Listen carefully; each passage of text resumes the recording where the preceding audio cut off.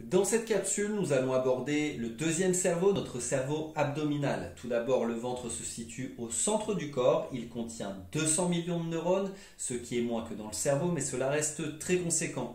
Ces neurones présents dans les organes digestifs encadrent l'ensemble du microbiote intestinal. Ils répondent donc directement à l'organe microbiotique. Ce dernier pèse 1,5 kg, soit le poids du cerveau.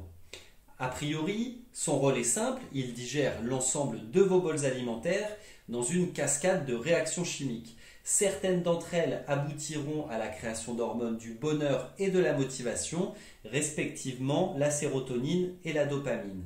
En plus d'être sécrétées dans le ventre, elles vont y être aussi stockées.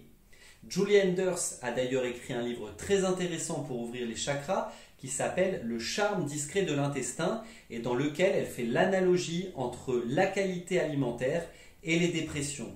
Alors, lorsque vous traversez un moment difficile, vous pouvez avoir l'image d'un être cher vous regardant, l'index pointé sur sa boîte crânienne en vous disant « Ne te décourage pas, c'est dans la tête ». En réalité, c'est aussi ici que ça se passe. Les Anglais peuvent parler de gut feeling, de sentiment viscéral. Nous, on parle de nos tripes.